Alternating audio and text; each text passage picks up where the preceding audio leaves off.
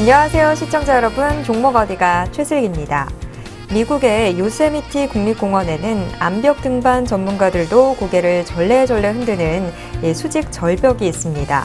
이 절벽의 높이는 무려 914m라고 하는데요. 세계 최고층 건물인 두바이의 부르즈 칼리파보다 86m나 높다고 합니다. 그런데 최근 이 난공불락의 절벽을 맨손으로 오른 사람이 나타났습니다.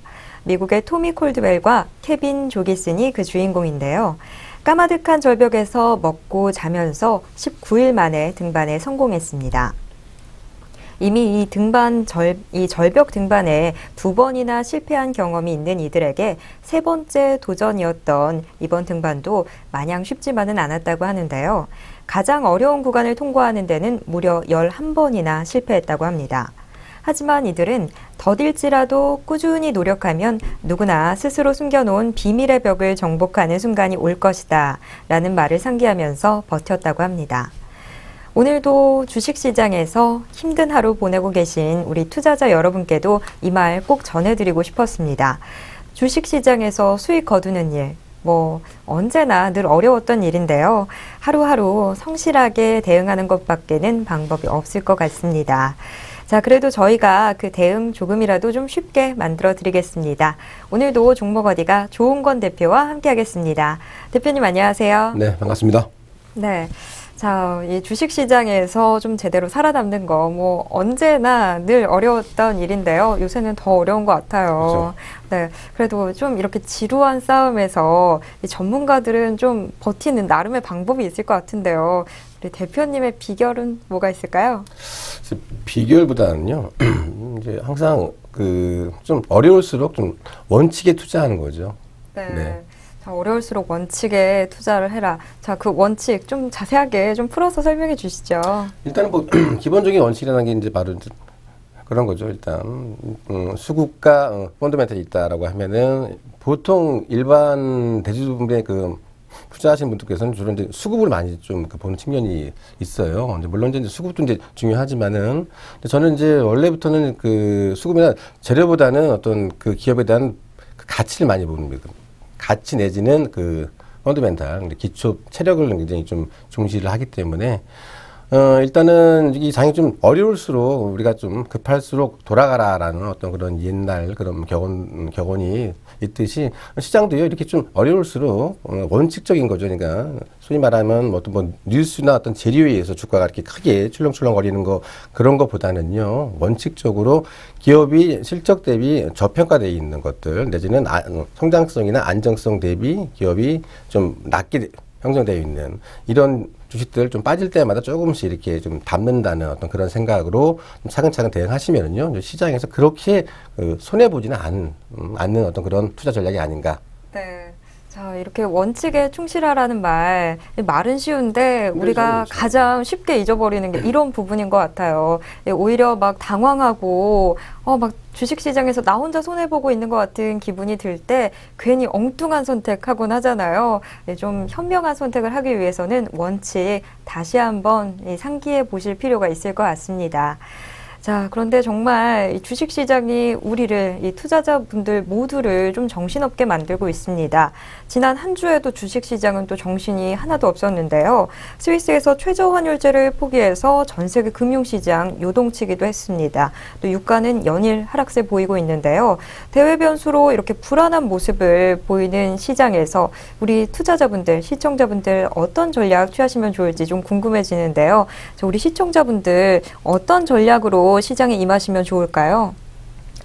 그러니까 이제 이렇게 좀 소위 말하는 블랙스완이죠. 그러니까 갑자기 백조가 이제 검은 옷을 입고 이렇게 찾아온다는 것은 우리가 전혀 예측을 이제 못하는 어떤 그런 상황이 요 근래에는 좀 이렇게 자주 보는 것 같습니다. 이제 제가 이제 모두에도 제가 이제 말씀을 드렸는데, 저는 이제 이럴 때일수록 어떤 종합 지수적인 측면에서 어떤 지수 관련 어떤 그런 대형주보다는요, 제가 누누이 말씀을 올리지만은 좀 재료나 내지는 실적 내지는 좀 성장성을 겸비한 좀 중소형 스몰캡 정도, 스몰캡 위주로 조금 더 좀 모두에 말씀드린 것처럼 원칙적인 거, 이럴 때일수록 우리가 어떤 재무 구조를 더 우리가 더 좀 면밀히 더 살펴보고요. 그런 그 원칙적인 거에 더 좀 충실하다 보면은요, 이런 장도요, 시간이 지나면은, 그렇게 어려운 어떤 그런 장이 지났지만은 이런 식으로 이제 그 원칙적인 거에 이렇게 투자를 하다 보면은요,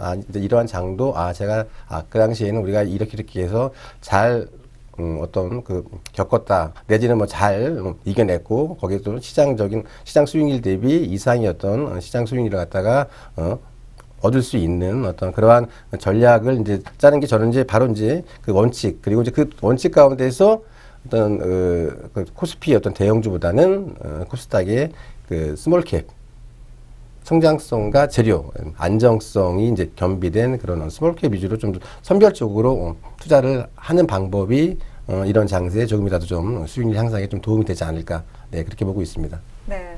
자, 우리를 둘러싸고 있는 이런 주변 환경들이 요동을 치고 불안한 모습을 보일수록 나 자신은 제대로 된 합리적인 기준에 좀 흔들리지 않고 꼿꼿하게 나아가는 자세가 필요할 것 같습니다. 자, 주식시장에서 다시 한번 원칙 상기해 보시길 바라겠고요. 코스피 대형주보다는 코스닥 시장에서의 성장성과 기업이 좀 탄탄한 중소형 우량주들 다시 한번 둘러보시길 바라겠습니다. 자, 우리 시청자분들 취하시면 좋을 전략 한번 짚어봤습니다. 자, 이렇게 원칙에 입각해서 오늘도 우리 시청자분들의 포트폴리오 함께 수정해 드리도록 하겠습니다. 자, 오늘 함께 분석해 볼 이 포트폴리오와 함께 저희는 잠시 후 네 종목 어디가로 돌아오겠습니다.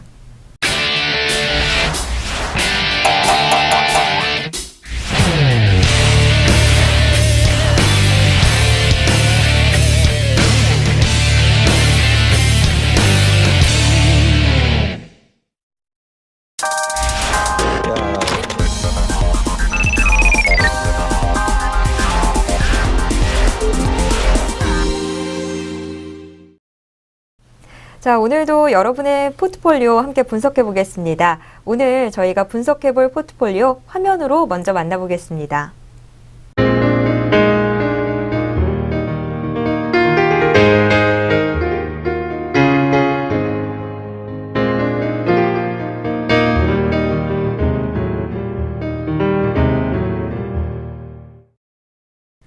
네, 네 종목 담겨있는 포트폴리오입니다. 우리 시청자분 한전 KPS, MDS테크, 유비쿼스, 삼천리 이렇게 네 종목 들고 계신데요. 종목당 비중은 모두 10%씩입니다.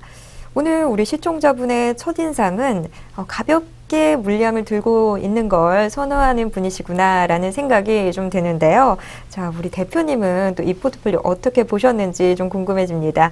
대표님, 오늘 포트폴리오 좀 총평 좀 해주시겠어요? 네, 저는 뭐 개인적으로 오늘 포트가 굉장히 좀 제일 나은 포트가 아닌가 저는 이제 그렇게 생각하고 있어요. 네. 자, 어떤 면이 그렇게 또 마음에 드셨는지. 네, 일단은 이제 그 한전 KPS하고 이제 삼천리는 이제 뭐 지수 관련 이제 대형주에 이제 속하면서도 약간 좀 저퍼주 내지는 좀 가치주 쪽으로 이제 많이 좀 보는 그런 측면이 있습니다. 자, 그래서 이제 이렇게 좀 대형주일지만서도 이렇게 좀 지수 변동과 그렇게 크게 무관하지 않는 그런 대형주 쪽의 두 종목 섹터 그리고 이제 성장성이 굉장히 좀 돋보이는 코스닥 종목, 예, 두 종목. 자, 그래서 저는 굉장히 이 포트 자체가 굉장히 좀 안정성과 성장성을 두루 겸비한 그런 포트라는 그런 차원에서 한 8.5점 정도까지 이렇게 줄 수 있는 그런 무난하고 좋은 포트다 이렇게 말씀드리겠습니다. 네. 자, 지금 여태까지 저희가 살펴봤던 포트폴리오 꽤 되거든요. 이 포트폴리오 중에서 오늘 지금 살펴보는 포트폴리오가 가장 좀 괜찮은 포트폴리오인 것 같다라는 굉장히 후한 평가가 나왔는데요. 10점 만점이라고 친다면 8.5점 정도를 받을 수 있는 포트폴리오다라는 평가 나왔습니다.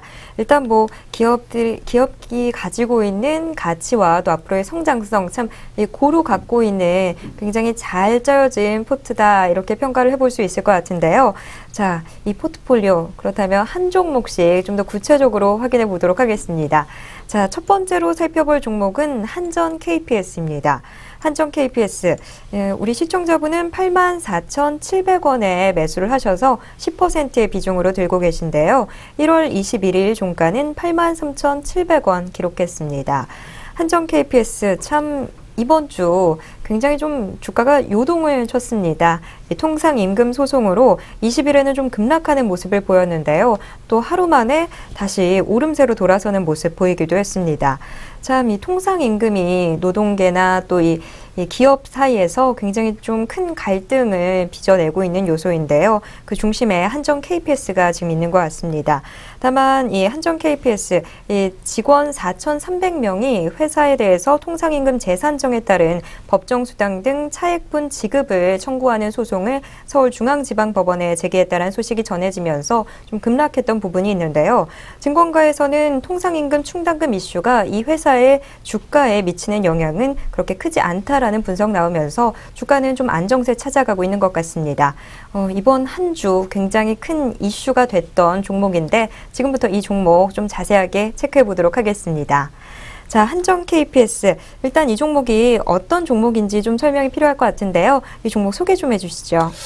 일단 뭐 한정 KPS 하시면은 이제 뭐 발전 설비 장비 업체죠. 자, 그래서 이제 그 발전 설비 시장에서는 그 독과점 업체로 시장 점유율 이제 1위를 기록하고 있는 그 한국전력공사의 이제 자회사가 바로 이제 한정 KPS예요. 자, 이제 그래서 일단 그 이제 지난 약 한 3개월 동안 그 유틸리티 그 업체들의 그 평균 주가가 종합주가 지수 대비 한 15% 정도 이렇게 그 하락하면서 굉장히 크게 좀 그 언더퍼폼했어요.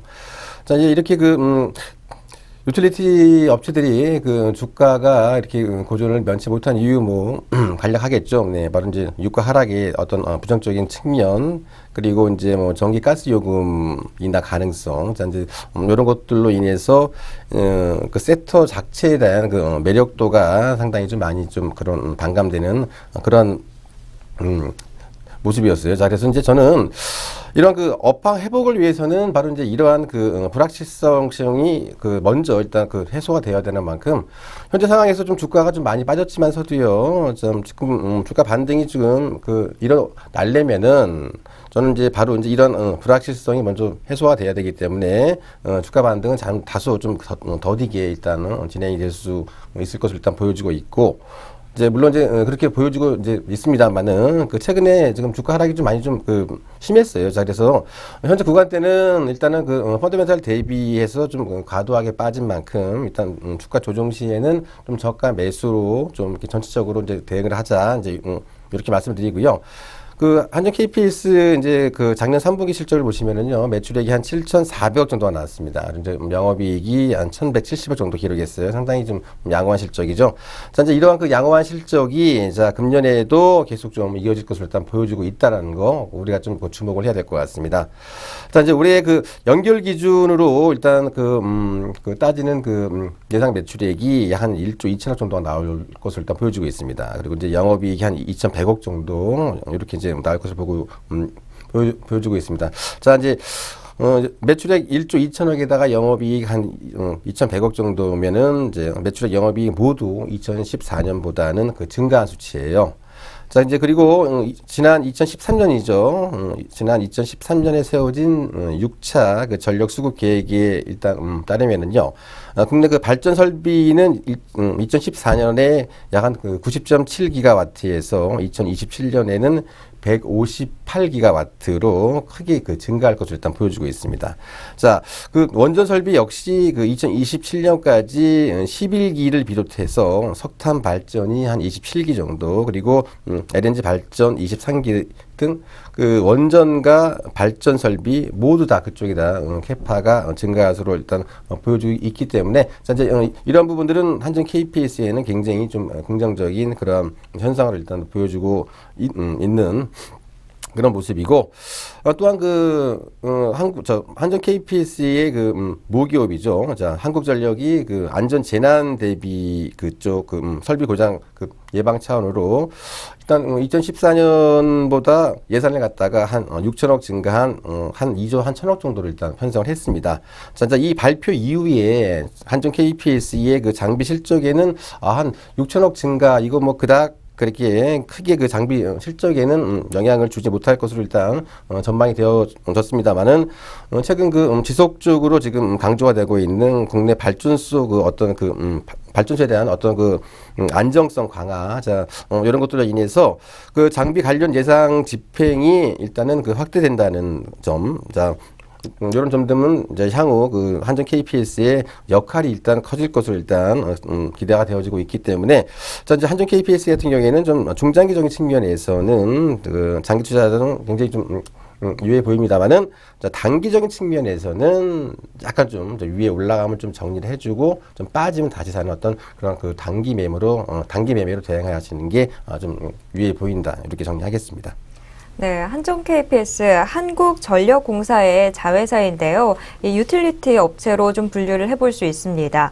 예, 한전 KPS 뭐 유가 하락에 부정적인 측면이 부각이 되고 또 전기와 가스 요금 인하 가능성이 점차 가시화되면서 유틸리티 섹터의 매력이 좀 크게 반감되는 모습 나타나고 있는데요. 그렇기 때문에 한전 KPS 장기적인 시각에서는 굉장히 좀 유망한 종목이라고 할 수 있겠지만 일단 지금 현재 단기적인 측면에서는 좀 단타로 대응을 해보시는 게 좋을 것 같습니다. 예, 한전 KPS를 둘러싸고 있는 이슈들 좀 점검을 해봤는데요. 그렇다면 한전 KPS 지금 현재 차트 상황은 어떻게 나타나고 있는지 또 여기에 맞는 우리 매매 전략은 무엇일지 확인을 해봐야 될 것 같은데요. 저희 대표님 차트 함께 확인해 볼까요? 자, 일단 뭐 차트를 보시면은요, 최고가 97,400원을 찍었죠. 97,400원을 찍고 난 다음에 지금 76,000원까지 주가가 좀 단기적으로 좀 많이 빠졌습니다. 자, 이렇게 좀 그 성장 가치 좀 그 저퍼주 성향을 그 가진 그 대형주들은요, 이렇게 주가 폭이 이렇게 그 하락폭이 이렇게 그 크게 이렇게 그 심화가 되지 않는 그런 특징을 가지고 있는 그런 섹터임에도 불구하고 한전 KPS는 요 근래에 좀 그 하락을 많이 했어요. 자, 하락한 이유 뭐 다 아시겠죠? 네. 유가 하락, 그리고, 예, 뭐, 전기료 인하, 뭐, 이런 것들 때문에 좀 주가가 좀 많이 좀 하락을 하고 이제 있는 그런 상황인데요. 자, 이제 저는 이제, 일단은 60일 이평대가 지금 두 번을 지금 한번 좀 돌파를 하다가 지금 돌파를 좀 못하고 지금 그 맞고 지금 밀리는 어떤 그런 모습이죠. 자, 그래서 저는 이제 단기적으로는 이제 60일 이평대인 지금 88,000원 정도가 일단 단기적인 일단은 그 저항선을 일단 보여주고 있습니다. 자, 그래서 이제 아주 그 단타 쪽으로 좀 바이앤홀드가 아닌 어떤 트레이딩으로 일단 보신다면은 일단 60일 이평 만약에 맞는다. 다시 한번 돌파하지 못하고 이제 맞는다라고 할 경우에는 자 60일 이평대에서 한번 주는 것도 일단은 유해 보입니다만은 저는 뭐 지금 이런 상황에서는 60일 이평은 제가 보기에는 좀 시간이 좀 걸리겠지만은 시간이 지나면은 제가 보기에는 60일 이평은 충분히 좀 상향 돌파할 수 있는 그러한 모티브가 있는 그런 기업입니다. 자, 그래서 일단은 저는 매도가는요, 일단 9만 원대죠. 자, 이제 이 장대 음봉이 나왔어요. 장대 음봉이 나오면서 좀 거래가 좀 제법 많이 좀 실렸습니다. 자, 그래서 저는 일단 단기적으로는 60일 이평을 돌파하더라도요, 일단 그 97,000원에서 지금 뭐 9만 원 사이 요 사이가 굉장히 크게 지금 매물대로 제가 일단 보여주고 있기 때문에 자 이제 요 구간대를 돌파하지 못할 경우에는 상당히 좀 추가적으로 좀 주가가 다시 한번 조정을 갈 수가 있는 그런 모습이기 때문에 그래서 저 일단은 매도가 한 91,000원 정도 일단 제시해 드리고요. 손절 라인은 자 20일 이평이죠. 예, 8만 원 하향 이탈 시에는 자 손절 쪽으로 대응하자 이렇게 정리하겠습니다. 네, 첫 번째 종목 한전 KPS의 차트 확인해 봤습니다. 우리 시청자분은 84,700원에 이 종목 잡으셨는데요. 목표가 91,000원으로 제시해 드리겠습니다. 손절 대응은 8만 원 선에서 하시면 되겠습니다. 자, 첫 번째 종목 한전 KPS 확인해 봤고요. 이제 두 번째 종목으로 넘어가 보겠습니다. 두 번째 종목 MDS테크입니다. MDS테크 매수가는 22,600원이었고요. 비중은 역시 10%였습니다. 1월 21일 23,000원을 기록하면서 장을 마쳤는데요. 이 MDS테크 인베디드 소프트웨어 전문 업체라고 합니다. 저는 이 IT 분야가 정말 제일 어려운 것 같아요. 뭐 이렇게 새로운 게 자꾸 나오는지 인베디드 소프트웨어 이게 어떤 건지 저는 잘 모르겠는데 이 인베디드 소프트웨어라는 게 어떤 건가요? 글쎄 저도 이제 그 IT에 이제 종사하는 사람이 이제 아니기 때문에 이제 정확하게는 모르겠는데 일단 개념적으로 이제 우리가 이제 보자면은 그 인베디드 소프트웨어는 이제 별도의 그 OS 체제가 없고요. 그 제품 자체에서 이제 제품을 구동시키는 소프트웨어가 이제 그 인베디드 소프트웨어라고 얘기를 합니다. 네. 자, 그래서 이제 그 MDS 테크의 그 사업 부문별 매출을 보시면은요, 이제 2013년 연결 기준으로 해서 이제 자동차 전장 쪽이 한 30% 정도, 그리고 이제 정보 가전 쪽이 20% 이상, 그리고 이제 산업용이 13%, 그리고 이제 국방과 이제 항공 부문 쪽이 약 한 7% 정도로 일단은 매출이 일단 구성이 되어지고 있는 그러한 업체입니다. 자, 이제 금년 3분기 실적을 한번 잠깐 보시면은요, 2014년이죠. 예. 작년 3분기 실적 보시면은 연결 기준으로 일단 250억 정도의 매출액이 나왔고요. 영업이익이 한 23억 정도로 전년 대비 각각 18%와 31% 증가하는 양호한 실적을 달성을 했습니다. 자, 2014년 4분기에는요, 자동차와 그 국방, 항공 사업 호조로 인해서 일단은 분기별로 해서 사상 최대의 실적이 일단은 달성할 수 있는 그러한 업체입니다.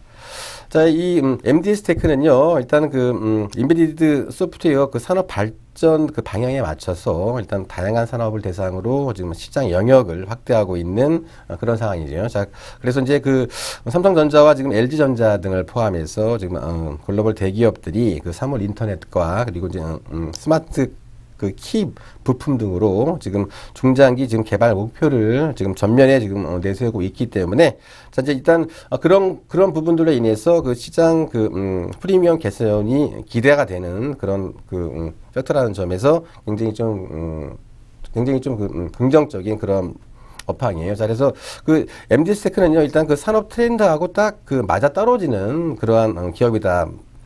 이렇게 보시면 될 것 같고요. 그리고 또한 자동차 그 전장 부품 국산화에 따라서 일단 현대 기아차 그룹의 그 매출이 지금 꾸준하게 좀 증가하고 있는 그런 상황이고, 또한 거기에 맞춰서 지금 관련 협력 업체의 매출도 지금 증가할 것을 일단 보여주고 있습니다. 자, 이제 실제로 지금 그 동기업의 그 자동차 부문 매출액이요. 지난 2011년도에는 140억 원에서 12년도에는 194억 원, 그리고 이제 2013년도에는 222억 원으로 좀 꾸준하게 증가하고 있는 모습이고요. 2014년 3분기 그 누적 기준 매출액도 173억 정도로 전년 동기 대비 15% 이상 좀 증가하고 있는 그런 모습을 보이고 있는 그러한 업체입니다. 자, 게다가요, 지금 그 국방 쪽하고 그 항공 부문 그 매출액도요, 지금 꾸준하게 좀 증가할 것을 일단 보여주고 있습니다. 자, 역시 지난 2011년 그 국방 항공 부분 매출액은요, 약 한 15억 정도에 불과했습니다만은, 자, 2012년도에는 34억 원, 그리고 13년도에는 80억 원 정도로 크게 증가를 했습니다. 자, 2014년 3분기 그 국방과 그 항공 부문 누적 기준 매출액도요, 약 한 그 40억 원 정도로 전년 대비 43% 정도 증가할 것을 일단 보여주고 있습니다. 이제 특히 그 2014년 그 2월이죠. 그 자회사로 편입이 된 그 유니맥스의 그 하드웨어 부분 매출액이 지금 이제 점진적으로 지금 증가가 되면서요. 자, 올해 국방 항공 부문 매출액은 요 두 부분만 한 100억 정도 이상 그렇게 매출이 지금 달성될 것을 일단 보여주고 있기 때문에 자, 저는 이제 MDS 테크 저는 개인적으로 굉장히 제가 좋아하는 어떤 그런 기업이고요. 또한 그 코스닥 그 개별 종목임에도 불구하고 굉장히 좀 안정성과 성장성과 두 마리 토끼를 한꺼번에 다 잡을 수 있는 어떤 그러한 그 기업이기 때문에 저는 이제 이런 기업들은 조금 더 그 바이앤 홀드 내지는 바이앤 후get으로 좀 중장기적으로 주가가 좀 빠질 때마다 조금씩 이렇게 좀 물량을 확보하는 전략으로 대응하는 게 좀 유효해 보인다. 이렇게 정리하겠습니다. 네, 두 번째 종목 MDS 테크 살펴보고 있습니다. MDS 테크는 인베디드 소프트웨어 전문 업체라고 하는데요. 최근에 이 산업 트렌드, 정부의 이 산업 이 발전 방향에 굉장히 좀 잘 맞춰가고 있는 그런 종목이다라는 생각이 듭니다. 지금 현재 인베디드 소프트웨어 산업 발전 방향에 맞춰서 다양한 산업을 대상으로 시장 영역을 확대하고 있는 모습도 좀 눈여겨볼 만하고요. 또 국방과 항공 부문 매출액도 늘어날 것으로 보인다는 점에서 주목할 만한 가치는 충분해 보입니다. 자, 중장기적으로도 좀 들고 있어도 괜찮을 것 같다라는 평가가 나왔는데요. 자, MDS테크 그렇다면 차트 상황 어떻게 나타나고 있는지 체크해 봐야 되겠죠? 차트 확인해 보겠습니다. 네, 일단 뭐 그림을 보시면은요, 우리 좀 시청자 여러분, 시청자께서 지금 이제 매수가가 좀 22,600원이었죠. 네, 자 1월 21일 종가가 좀 23,000원입니다. 근데 이제 그 가격대를 보시면은요, 지금 딱 전 고점 때 지금 매물대에 지금 좀 걸려 있는 그런 모습이에요. 자, 그리고 이제 엊그저께죠. 예, 좀 윗골이 좀 길게 달린 그 캔들이 나왔어요. 자, 단기적으로 트레이딩, 단기 매매에 좀 집중하시는 분께서는 자, 단기적으로 이제 24,000원이죠. 예, 위에 꼭지가 지금 24,000원 맞고 지금 밀리는 그런 상황이기 때문에 자, 단기적으로 이제 24,000원 돌파협을 일단 우리가 좀 확인을 해야 될 것 같습니다. 자, 일단은 뭐 매도가는 단기적으로 24,000원에서 한 번 더 좀 주춤한다라고 하면은 일단 매도하시는 것도 유의해 보이고요. 자, 중기적으로 보시면 저 충분히 25,000원 이상 충분히 갈 수 있는 그런 기업이에요. 자, 매도가 단기 24,000원, 중기 25,000원 제시해 드리고요. 손절 라인은 자, 20일 2평이죠. 21,700원. 자, 밑으로 빠진다. 자, 손절 쪽으로 대응하자. 이렇게 정리하겠습니다. 네, 두 번째 종목 MDS 전략 다시 한번 정리해 보겠습니다. 네, MDS테크 단기적인 목표가 24,000원 그리고 중기적으로는 25,000원 노려보시면 좋을 것 같습니다. 손절가는 21,700원으로 제시해 드리겠습니다. 자, 이제 세 번째 종목 확인해 보겠습니다. 세 번째 종목 유비쿼스인데요. 유비쿼스는 매수가 9,500원이었고요. 네. 그리고 1월 21일 종가는 9,980원 기록했습니다. 자, 유비쿼스 이 세 번째 종목은 또 어떤 종목인지 지금부터 확인해 보겠습니다.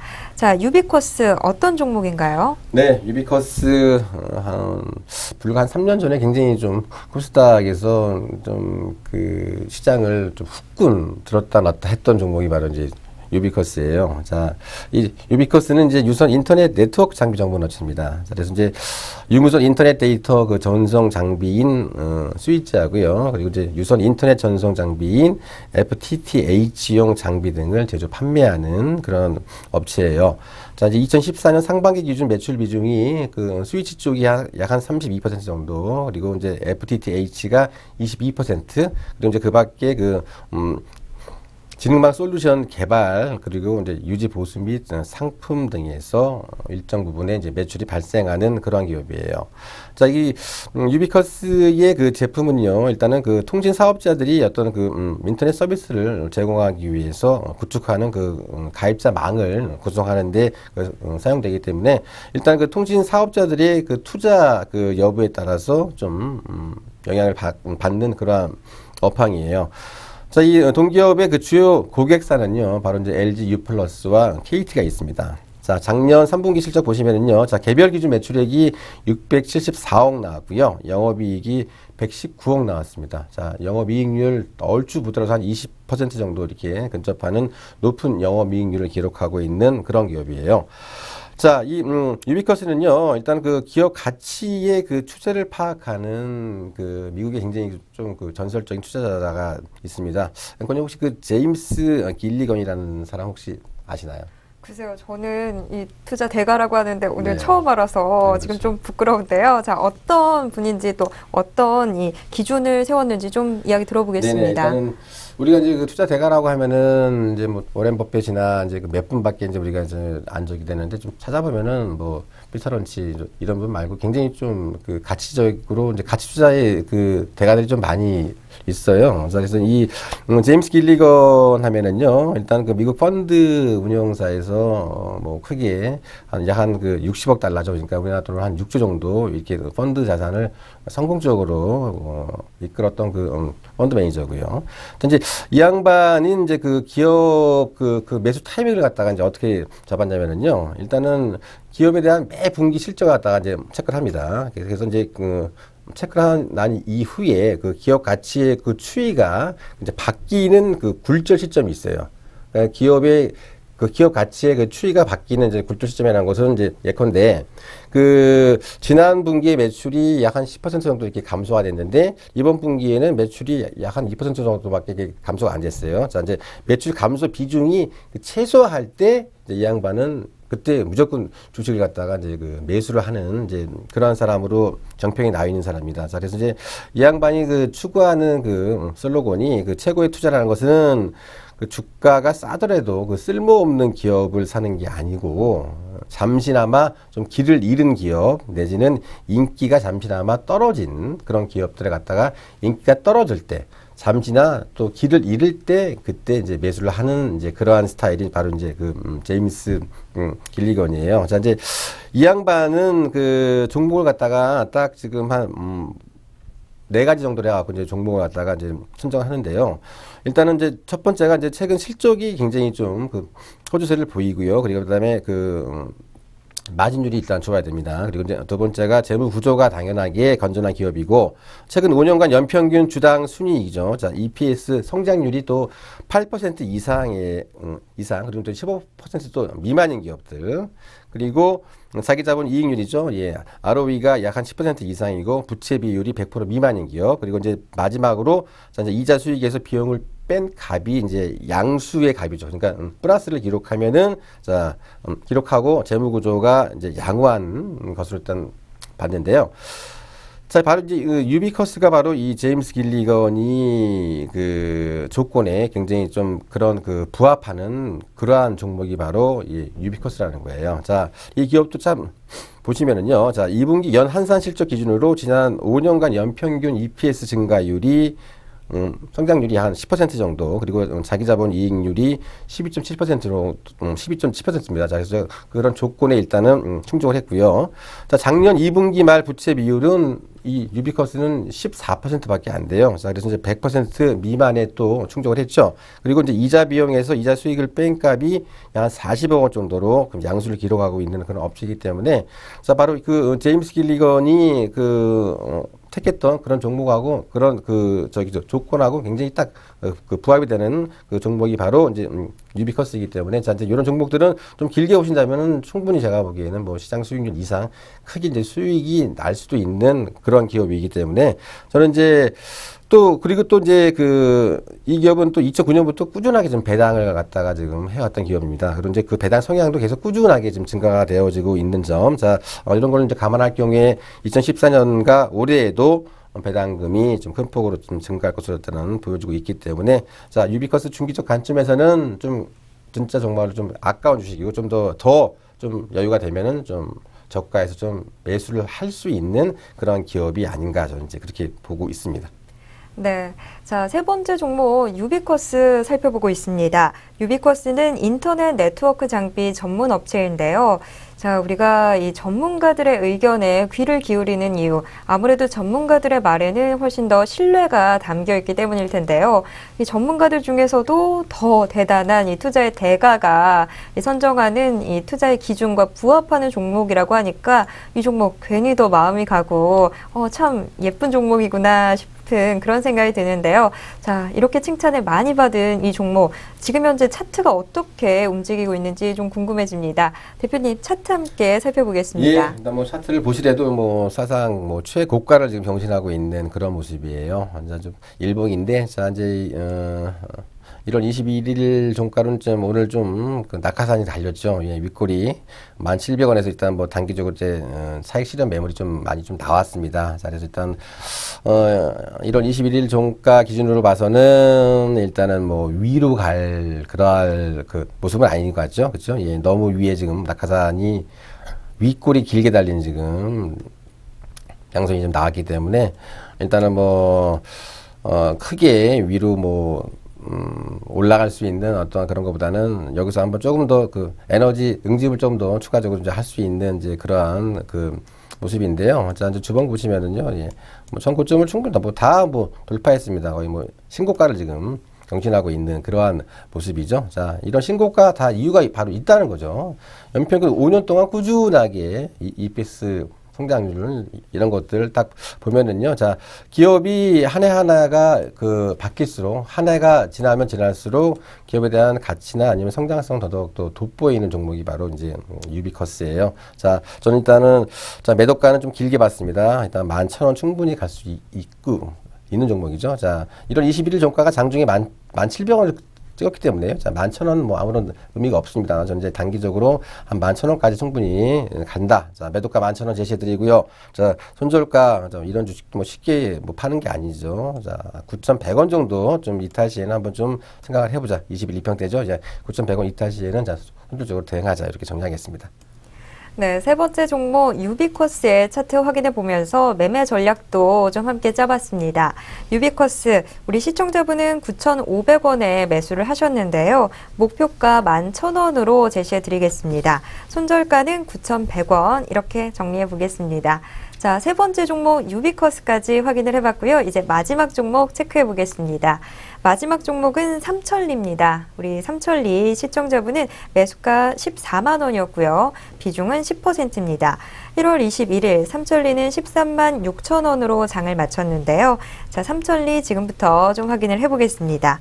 자, 삼천리 어떤 종목인지부터 좀 짚어보도록 하겠습니다.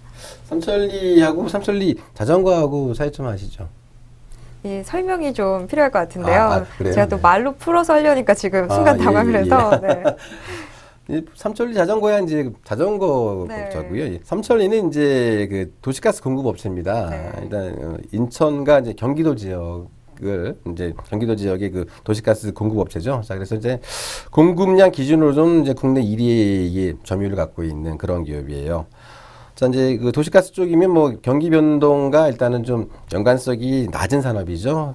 자, 그래서 이제 도시가스 판매량은 좀 계절적으로 이제 좀 동절기하고 이제 하절기 쪽에 좀 편차가 좀 심하다는 건 뭐 다 아실 거고요. 그리고 이제 도시가스 같은 경우에는 이제 국가에서 지정해서 일단 지역별로 독점 판매권이 이제 주어지는 그런 시장입니다. 자, 그래서 이제 원재료는 한국 그 가스공사에서만 판매를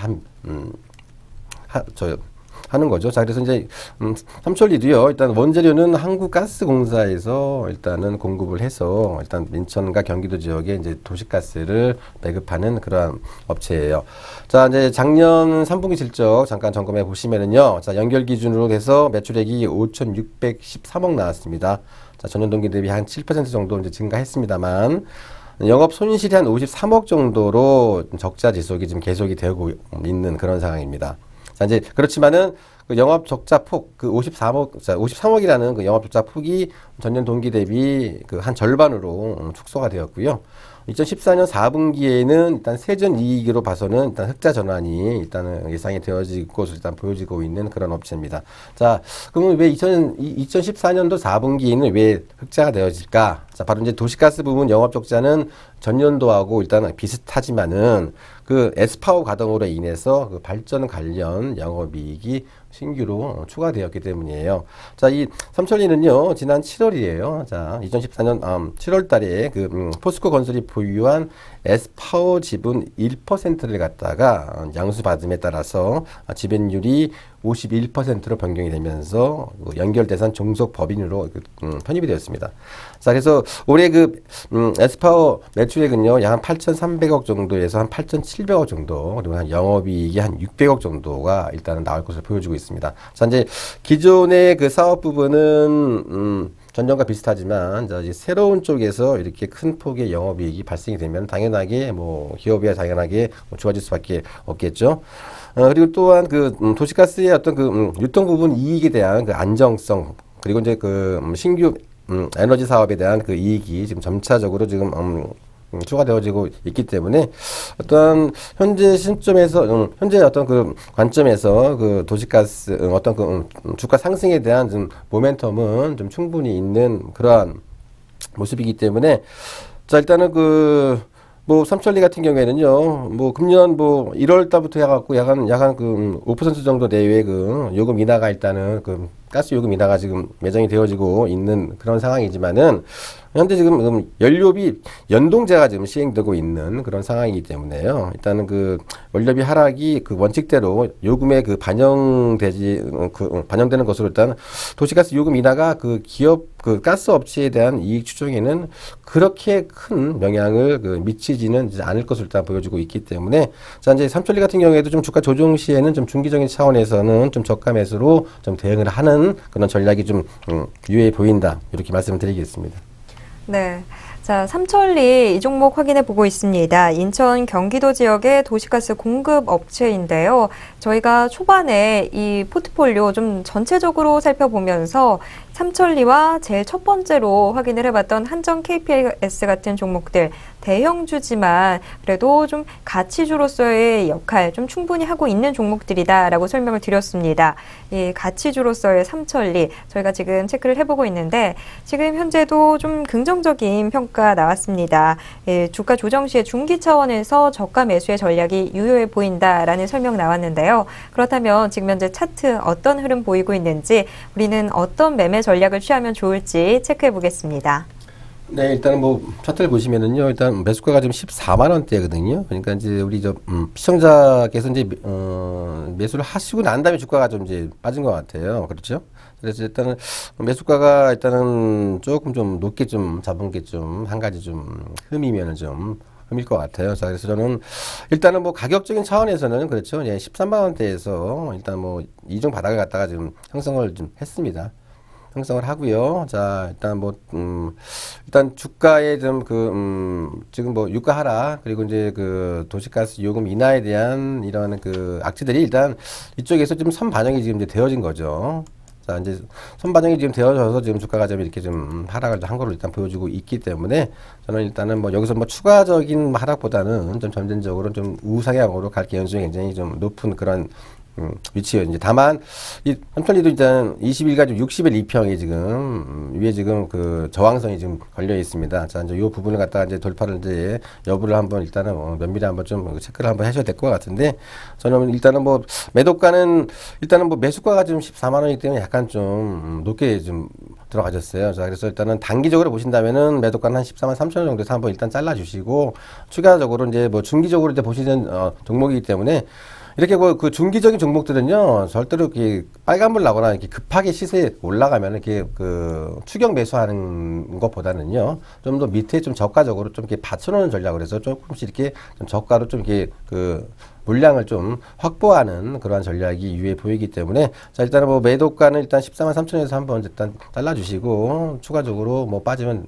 다시 재매수하는 것도 유효해 보입니다. 그래서 일단 뭐 14만 3천원 일단 제시해 드리고요. 자, 손절 라인은 자 이 바로 이제 전 저점대죠. 네, 이 쌍바닥 저점대. 자 12만 8천원. 자 이탈 쪽에는 뭐 손절 쪽으로 대응을 하자 이렇게 정리하겠습니다. 네, 마지막 종목 삼천리 확인을 해봤습니다. 보통 우리 시청자분들이 종목은 참 좋은 종목 고르시는데 좀 마이너스 되는 부분이 바로 타이밍 문제인 것 같습니다. 저희가 계속 지금 포트폴리오 살펴볼 때마다 참 종목들, 좋은 종목들 고르시는데 타이밍을 좀 너무 높게 잡으셔서 그 부분에서 좀 감점을 받으시곤 하는데요. 이 종목도 좀 마찬가지였습니다. 참 좋은 종목인데 좀 높을 때 들어가셨던 것 같습니다. 우리 시청자분은 14만 원에 이 종목을 잡으셨는데요. 조금 높게 잡으셨다라는 생각이 듭니다. 자, 목표가는 14만 3천 원 제시해 드리도록 하겠습니다. 14만 3천 원에 물량 한번 좀 정리를 하시고 주가가 조정을 받을 때 중기적인 차원에서 저가 매수로 좀 다시 한번 재매수 해보시는 게 좋을 것 같습니다. 그리고 손절가는 12만 8천 원으로 제시해 드리겠습니다. 자, 포트폴리오 안에 담겨있는 종목들 모두 다 확인을 해봤습니다. 자, 이제 안에 담겨있는 종목들은 다 확인을 해봤으니까 이제 새로운 종목 저희가 좀 체크를 해봐야 되겠죠. 자, 대표님 오늘은 어떤 종목 소개해 주실 건가요? 네, 오늘은 그 나이스 평가 정보라는 정보를 한번 갖고 왔어요. 네, 저 신규 추천 종목인데 이름부터 나이스가 들어있으니까 네, 기분이 굉장히 나이스한데요. 자, 이 종목 어떤 종목인지 왜 추천을 해주시는지 이야기 들어보겠습니다. 네, 일단 나이스한 종목이니까요. 네, 나이스한 종목이니까. 네. 농담이고요. 자, 일단 나이스 평가 정보 하시면은 일단은 뭐 투자 포인트를 일단 좀 잠깐 제가 좀 맥을 잡으면은요. 일단은 그 B2B 사업 부분의 안정성, 그러니까 기업과 기업 간의 그 사업 부분에 대한 안정성과 이제 B2C죠. 예, 기업과 개인 간의 어떤 사업 부분의 성장성, 그러니까 안정성과 이제 성장성을 한번 좀 주목을 해야 되는 그런 기업이고요. 자, 뭐 총평을 하자면은 자, 이 나이스 평가 정보는 바로 이제 흔들리지 않는 편안함, 네, 요런 그 편안함이 어떤 깃든 그러한 업체가 바로 이제 나이스 평가 정보다 이렇게 말씀을 드리겠습니다. 네, 저희 흔들리지 않는 편안함, 이 자동차 CF였었나요? 거기서 굉장히 좀 잘 사용이 됐던 그런 문구였던 것 같은데, 하지만 이 멘트 들으니까 이 종목이 어떤 종목이겠구나, 어떤 모습이 착 그려지는 그런 문구이기도 합니다. 자, 정말 나이스할 것 같은데 이 나이스 평가 정보 조금 더 이야기 자세하게 들어보도록 하겠습니다. 네, 일단 뭐 나이스 평가 정보는요, 기업 정보하고 개인 신용 정보 사업을 영위하는 업체예요. 자, 국내에서 그 신용 조회 허가를 받은 기업은 그 나이스 평가 정보를 포함해서 총 6개 업체가 있습니다. 자, 이 가운데에서 그 나이스 평가 정보만이 개인 신용 정보와 기업 신용 정보 이 두 분야를 모두 다루고 있는 그런 기업이에요. 자, 이제 다른 기업들은 개인 신용 정보와 그 기업 신용 정보 중 한 분야만 일단 다름에 비해서 이 나이스 평가 정보는 일단은 뭐 개인하고 기업 신용 정보를 갖다가 모두 이렇게 그 다룬다는 점, 자, 굉장히 좀 업체에 대한 차별화가 돋보이는 그런 기업이죠. 자, 2014년 3분기 실적 보시면은요, 자, 연결 기준으로 700억 나왔어요, 매출액이. 그리고 이제 영업이익이 63억 정도로 굉장히 크게 호실적을 기록을 했죠. 자, 이렇게 실적이 계속 좋아지는 이유, 바로 이제 B2C죠. 예, 비즈니스 투 커스터머죠. 예, 개인과 기업 간의 어떤 개인 신용 정보 사업에 대한 안정적인 성장세, 그리고 이제 자회사를 통해서 영위하고 있는 자산 관리죠. 소위 말하는 채권 추진 사업이 지금 실적이 지금 계속 좀 상승세를 지금 이어가고 있는 그런 업체입니다. 자, 이제, 그렇지만 이제 2014년 4분기 실적은 좀 3분기 대비 좀 소폭 좀 밑으로 좀 빠질 전망이에요. 자, 왜냐면은요, 4분기는요, 일단은 지급 수수료나 용역비, 그리고 이제 급여 등 일단 일회성 비용 증가가 집중적으로 일단 4분기에 좀 몰려 있습니다. 자, 그래서 일단 4분기에 이런 일회성 비용이 반영이 좀 되어짐으로써 해서 일단 3분기 대비 좀 4분기 실적은 좀 소폭 좀 하회할 것으로 일단 보여주고 있습니다만, 자, 이 부분은 어디까지나 일회성인 요인이다. 자, 요거 명심해 주시고요. 자, 또 이 나이스 평가 정보는요, 이 B2B 사업에 대한 안정성, 그리고 이제 B2C 사업에 대한 성장성을 바탕으로 해서 향후에도 좀 굉장히 좀 견조한 실적 성장세를 일단 기록할 것으로 일단 보여주고 있고, 또한 국내 최대의 어떤 신용 정보 회사로서의 어떤 확실한 시장 주의, 그리고 이제 수익성, 성장성을 보유하고 있는 그런 업체예요. 그러니까 시장 지위와 수익성, 성장성, 요 이 3박자를 모두 고루에 갖고 있는 그런 업체입니다. 자, 2014년 한 매출액이 한 2,700억 정도에다가 한 영업이익이 한 230억 정도가 좀 나올 것으로 일단 보여주고 있어요. 자, 금년도 한 매출액이 한 3,000억 정도 이상이 나오고요. 영업이익이 한 260억. 이 정도 나올 건데, 지금 주가는 지금 한 6,000원대 초반이다. 예, 좀 개인적으로 상당히 지금 이 단가도 좀 약간 좀 저평가 되어 있다. 저는 이제 이렇게 말씀드리고요. 그리고 이제 또한 이 나이스 평가 정보가 지금 영위하고 있는 신용 정보 사업은요, 이 법적 보호와 규제를 갖다 동시에 받기 때문에 굉장히 좀 진입 장벽이 높습니다. 그러니까 아무나 이런 신용 평가 정보에 뛰어들 수가 없다는 어떤 그런 차이점이 있어요. 자, 그렇기 때문에 이 나이스 평가 정보의 어떤 시장 지배력은요, 향후에도 계속 꾸준하게 지속될 전망이기 때문에 일단 이 나이스 평가 정보 같은 경우에는 이제 단기보다는 좀 중기적 관점에서 좀 저점 매수 및 물량 확대를 한번 좀 적극적으로 한번 대응을 해보자, 이렇게 정리를 하겠습니다. 네. 자, 이런 신용 정보 평가, 이런 부분, 앞으로의 사업의 성장성 부분은 좀 생각을 해본 적이 있는데, 이 시장에 좀 진입하기 힘들다라는 점, 정말 생각해보니까 맞는 말인 것 같습니다. 이런 신용 정보를 다루는 게 아무나 해서는 안 되겠죠. 그런 측면에서 이 시장의 진입 장벽도 굉장히 높고, 한 부분에서 이 나이스 평가 정보 앞으로 좀 두고 볼 만한 종목이다라는 생각이 드는데요. 자, 일단 이 나이스 평가 정보, 차트를 좀 함께 확인을 해보면서 어떤 매매 전략으로 접근하면 좋을지 확인해 보도록 하겠습니다. 네, 일단 뭐 나이스 평가 정보도 지금 신고가를 지금 경신하고 있는 그런 종목이에요. 일단 좀 주가 움직임 보시면 정말로 주가 움직임이 그렇죠. 네, 흔들리지 않는 편안함이 좀 깃들어 보이고 있어요. 네, 장중에 뭐 크게 그 롤링을 그 주는 그러한 주식이 아니에요. 자, 그래서 이런 기업들은요, 주식 초보자들도 그 투자하시기 굉장히 좀 편안한 그런 기업들이에요. 왜냐면은 주식이 장중에 너무 이렇게 롤링을 심하게 하면은요, 순간적으로 매도 매수에 좀 관여하는 그런 횟수가 굉장히 많기 때문에 그런 좀 변동성이 큰 어떤 테마주나 개별 종목들, 특히 이제 그런 것보다는 이렇게 성장성이 있고 안정성이 겸비된 기업들, 그리고 이렇게 이쁘게 가는 주식들이 주식 그 토부자들한테는 훨씬 더 보유하기에도 무난한 그러한 기업이라는 거죠. 자, 이제 제가 이제 1월 20일 날 원고를 이제 작성했는데 이제 21일 날 또 주식이 또 지금 올라갔습니다. 지금 6,230원 찍고 난 다음에 지금 종가가 지금 1월 21일 종가로 지금 6,180원인데요. 자, 저는 이제 단기적으로 좀 하신다는 분, 좀 단기적으로 좀 대응하신다는 분, 일단 한 6,000원 언저리에서 한 절반 정도 이렇게 물량 일단 실어 놓으시고요. 그리고 이제 일단은 자, 2평에 대한 지금 5일과 지금 20일 2평에 대한 지금 괴리가 좀 약간 좀 지금 벌어지고 있는 상황이죠. 여기서 좀 이격을 좀 맞춰야 될 것 같아요. 자, 그래서 이격 맞추는 구간대에서 좀 추가적으로 저점 매수. 자, 현 구간대에서나 조금 더 밑에서, 그러니까 6,000원 전후에서 50% 정도 매수하시고요. 그리고 이격 맞춰지는 한 5,600원, 700원대에서 추가적으로 좀 물량을 계속 지속적으로 좀 담그시면은 제가 보기에는 뭐 충분하게 수익이 날 수 있는 종목이에요. 자, 타겟 프라이스 저는 한 7,000원 이상 이렇게 보는데요. 일단은 뭐 6,700원 정도 일단은 제시를 해드리고요. 자, 손절 라인은 자 5,000원이죠. 자, 5,000원 정도. 자, 하향 이탈 시에는 자 손절 쪽으로 대응하자 이렇게 정리하겠습니다. 네, 신규 종목으로 오늘은 나이스 평가 정보 소개를 받아봤습니다. 자, 이 종목 일단은 단기적으로는 6,000원 전후에서 좀 매수를 해보시는 게 좋을 것 같고요. 중기적으로 좀 추가해서 5,600원 선에서 또 물량 붙여보시는 것도 좋을 것 같습니다. 자, 목표가는 일단 뭐 7,000원 이상으로도 갈 수 있을 것 같다라는 평가가 나오긴 했는데요. 저희가 목표가는 6,700원 제시해 드리겠습니다. 손절 대응은 5,000원 선에서 해보시면 되겠습니다.